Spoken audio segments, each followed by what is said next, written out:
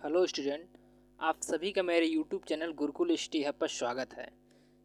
आज हम लोग एसएससी जीडी 2022-23 में सिर्फ स्कोर क्या हुआ इस पे बात करेंगे। जैसे इस कई फर्क बदल गए हैं। जैसे वैकेंसी पहले कम था, अब इस बार बहुत ज़्यादा आया है। आवेदन इस बार बहुत कम हुआ है, कंपटीशन घटा है और टाइमिंग जो है, हमारा प्रश्न भी घटा है और टाइमिंग भी घटा है।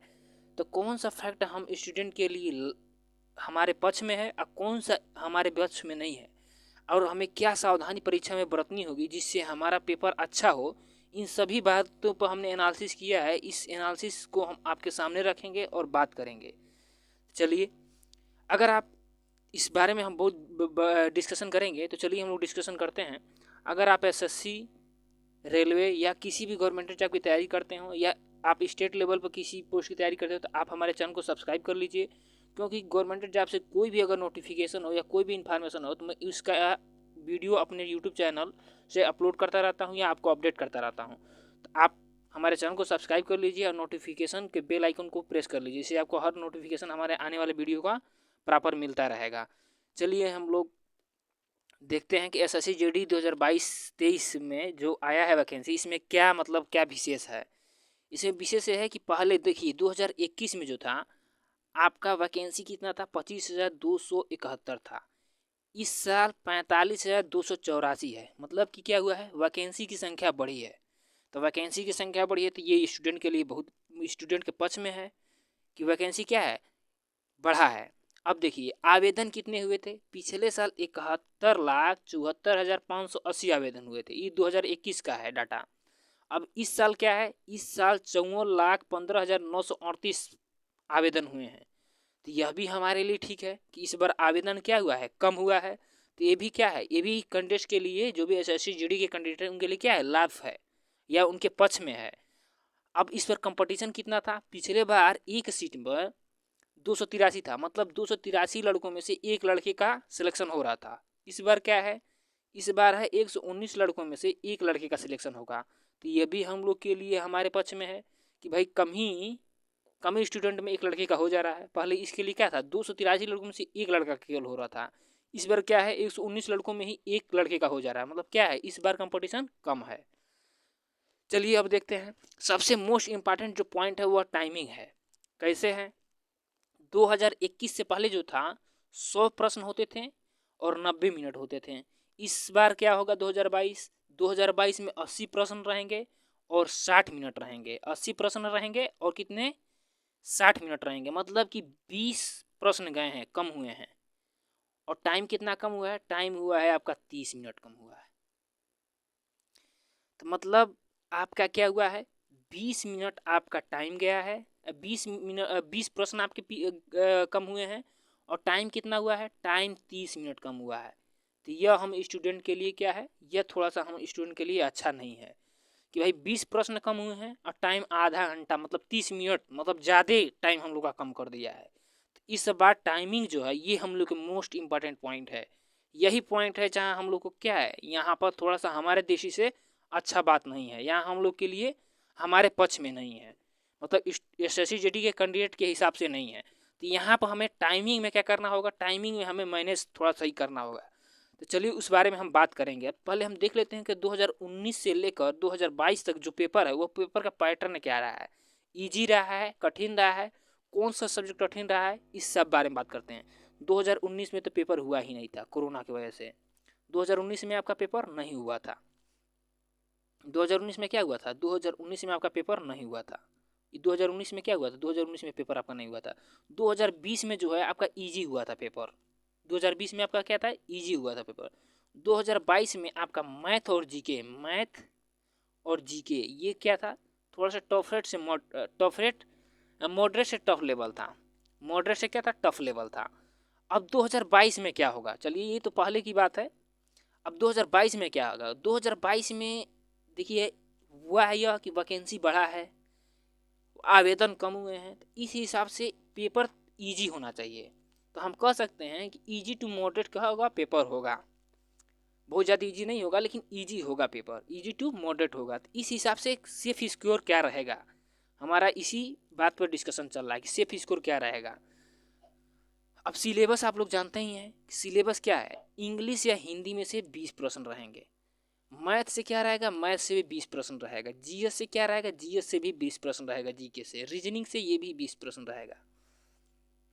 अब जो कट ऑफ जो रहेगा उसके बारे में हम थोड़ा सा सेफ स्कोर क्या रहेगा।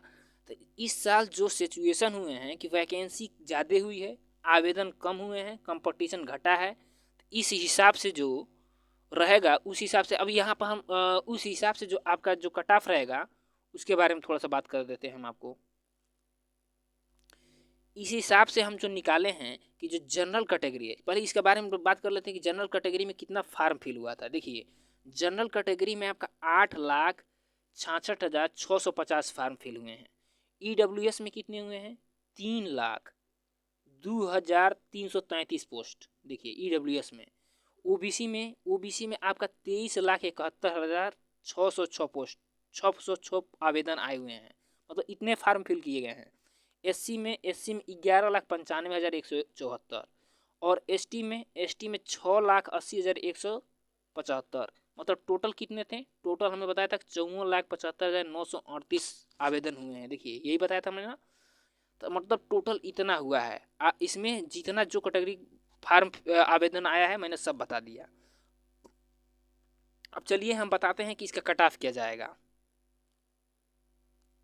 तो देखिए यूआर मतलब जनरल जो कैटेगरी है, अगर 45 से 50 क्वेश्चन आप कर रहे हैं तो आपका हो जाएगा। मैंने 45 से 50 इसलिए कहा है कि जैसे यूपी बिहार है, इसका मान के चलिए यहाँ का पॉपुलेशन ज़्यादा है तो यहाँ से आवेदन ज़्यादा आता है, तो इसका मान के चलिए मॉडरेट लेवल, इसका मान के चलिए इसका कट ऑफ ज़्यादा ही रहता है अदर के हिसाब से। और मान लीजिए कहीं कम कट ऑफ जाएगा, मान लीजिए जैसे कहीं बंगलोर हो गया या उधर केरला आप जाएंगे तो उधर का कट ऑफ कम रहता है, तो उधर कट ऑफ कम रहेगा। महाराष्ट्र और राष्ट्र का मान के चलिए कट ऑफ जो नॉर्थ ईस्ट में जो रहते हैं स्टेट हैं उनका कट ऑफ ज़्यादा रहता है, क्योंकि यहाँ पॉपुलेशन ज़्यादा है, यहाँ आवेदन ज़्यादा होते हैं। ओबीसी का कट ऑफ क्या रहेगा, ओबीसी का आपका 40 से 45 क्वेश्चन करेंगे तो आपका हो जाएगा। ईडब्ल्यूएस का भी यही रहेगा, ईडब्ल्यूएस का भी यही रहने वाला है, ठीक है। ये एससी एसटी का क्या होगा, एससी एसटी का 35 से 40 क्वेश्चन आप करेंगे तो हो जाएगा। अब चलिए, अब एग्जाम में क्या गलती नहीं करना है। एग्जाम में पहली गलती ये नहीं करना है कि आपको जो प्रश्न आएगा वही कीजिए, जो प्रश्न आपको नहीं आ रहा है उसको टच करने का भी मत सोचिए, क्योंकि इस बार कट ऑफ लो से लो जाने वाला है। अभी हम जो बताए हैं मैक्सिमम हम बताए हैं कि मैक्सिमम इतना हम हो सकता है। अभी लो कट ऑफ इससे भी नीचे जा सकता है, जो कट ऑफ है ना वो इससे भी नीचे जा सकता है। जो हमने ये एक्सपेक्टेड कट ऑफ दिया है ये मान के चलिए ये मैक्सिमम हमने बताया है कि मैक्सिमम यहाँ तक जा सकता है, तो मतलब कट ऑफ इससे लो भी जाएगा, इससे लो ही जाएगा। आप कट ऑफ देखिएगा, एकदम श्योर रहिए कि इससे लो ही कट ऑफ जाएगा, इससे हाई कट ऑफ नहीं बनने वाला है, क्योंकि एप्लीकेशन बहुत कम आए हुए हैं। अब लास्ट में इसका नेटवर्क वटवर्क नहीं चल रहा था, तो इस वजह से क्या हुआ, फार्म बहुत कम फिल हुए हैं। आप देखिए उस समय 22-25 हज़ार पोस्ट था तो 71 लाख आवेदन हुए थे। ऐसे बार 45 हज़ार पोस्ट, उसके बावजूद यहाँ पे क्या हुआ, 54 लाख ही आवेदन हुआ है। तो ये सब आप डाटा देख रहे हैं, कंपटीशन घटा है। तो यहाँ पर आपको सावधानी यहाँ बरतना है ना, कि यहाँ पर बरतना है आपको सावधानी। सावधानी ये बरतना है कि पहले देख लीजिए आपका इंग्लिश या हिंदी में चूज करने में यहाँ पर कई लोगों को दिक्कत हो रहा है। जैसे आप कर लीजिए यह कि अगर आप यूपी बोर्ड या अगर आपका हिंदी ज़्यादा अच्छा है तो आप हिंदी कीजिए, क्योंकि अगर 20 प्रश्न है ना, अगर आप हिंदी पढ़े भी नहीं है, बहुत मतलब मोर एकदम मतलब थोड़ा बहुत पढ़े हैं, एकदम जनरल हिंदी पढ़े हैं, बहुत ज़्यादा मतलब सही से नहीं पढ़े हैं हिंदी, तो भी अगर आप जाएंगे तो कम से कम यहाँ 12 से 15 आपका हो जाएगा। लेकिन अगर आप इंग्लिश इंग्लिश बहुत बेटर परफॉर्मेंस अपना बेस्ट देंगे तब जाके आपको 12 से 15 मिलेगा, वो भी 10 से स्टार्ट होगा हमको लग रहा है। अगर बहुत बेस्ट करेंगे तो 10 से। तो इसलिए अगर आप हिंदी हैं तो हिंदी का जो पेपर होता है वो बहुत ज़्यादा टफ नहीं होता, मान के चलिए एकदम ईजी मोड बनता है उसका। मतलब आपको हिंदी आता है तो हिंदी ही चूज कीजिएगा। तो यहाँ से और इसका टाइमिंग ये कीजिएगा कि 8 मिनट में आपका प्रश्न हो जाए। हिंदी से इंग्लिश जो है ये आपका 8 मिनट में हो जाए, लेकिन अगर आपकी इंग्लिश है तब 10 मिनट लगेगा भाई। अगर हिंदी लेते हैं तो 8 मिनट में हो जाएगा। उसी प्रकार अगर आप मैथ लेते हैं तो मैथ के लिए आप 20 मिनट टाइम रखिए, जीके के लिए भी आप 8 से 7 मिनट रखिए, और रीजनिंग के लिए रीजनिंग का कुछ प्रश्न तो ऐसा होता है जिसको देख कर सकते हैं, तो 20 मिनट इसका रखिए। और जो लास्ट में बचेगा ना वो फिर से मैथ में आपका कुछ क्वेश्चन छूटेगा, क्योंकि मैथ क्या होता है, मैथ का पेपर हल्का सा टफ होता ही है। जीके का तमान कीजिए, आप जो आता है उसको देखते ही कर लेंगे, नहीं करेंगे छोड़ के चले जाइए। हिंदी में भी वही है सिचुएशन है। रीजनिंग में क्या है, रीजनिंग में कुछ क्वेश्चन देखते आपका हो जाएगा, कुछ नहीं होगा तो उसको आप टाइम लगेगा, तो उसको 20 मिनट की उसके लिए बहुत पर्याप्त है। 8 मिनट हमने कहाँ दे दिया, हिंदी पे दे दिया। 7 मिनट हमने दे दिया जीएस पे। 8 7 15, 20 15 कितना हो गया, 35 हो गया। अब बचा कितना टाइम, बचा 25 मिनट। ये 25 मिनट हमें देना है मैथ पे। तो हमको टाइम मैनेजमेंट इस तरह बनाना है कि सबसे पहले देखिए, सबसे पहले जो है हमें मैथ सॉल्व करना है, क्योंकि लास्ट में अगर आप मैथ सॉल्व करेंगे ना तो हड़बड़ाहट में बहुत प्रश्न गलती हो जाएगा। तो इसलिए शुरू में क्या कीजिए, शुरू के 20 मिनट आप टाइम खर्च कीजिए मैथ में। उसके बाद हम लोग हिंदी और इंग्लिश में क्या कितने 8 से 10 मिनट यहाँ पे यूज कर रहे हैं। उसके बाद जीएस में 7 मिनट, मतलब कितना, 8 7 15 35 से 8 7 15 35 से आपका 37 मिनट आपका टाइम खर्च हो रहा है। अगर आपका हिंदी ले रहे हैं तो 35, इंग्लिश रहेगा तो 37। ठीक है, तो आपका टाइम कितना बचा, 25 मिनट बच रहा है। रीजनिंग का हम ये जोड़े हैं, ये रीजनिंग का जोड़े हैं, तो आपका कितना बता रहा है, बच रहा है आपका 25 मिनट। वही हमको मैथ पे यूज करना है, लेकिन करना किस तरह है, पहले आपको मैथ पे 20 मिनट देना है। उसके बाद 8 से 10 मिनट आपको देना है, 8 से 10 मिनट आपको किस पे देना है, हिंदी पे देना है। उसके बाद आपको 7 मिनट दे देना है जीएस पे। उसके बाद आपको 20 मिनट किस पे देना है, रीजनिंग पे। लेकिन पहले किस पे देना है, पहले आप मैथ सॉल्व कीजिए, उसके बाद रीजनिंग सॉल्व कर लीजिए, उसके बाद हिंदी और जीएस में से कोई सॉल्व कर लीजिए। लास्ट में फिर से जो थोड़ा टाइम बचे, जब लगे आपको, तो मैथ का कुछ क्वेश्चन छोड़े रहेंगे उसको आप अटेम्प्ट कर लीजिएगा।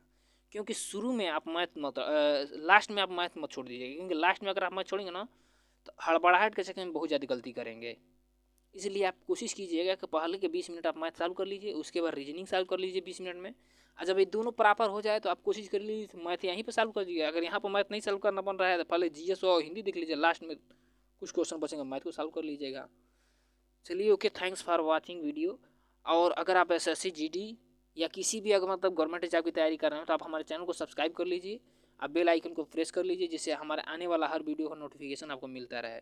Okay, thanks for watching student.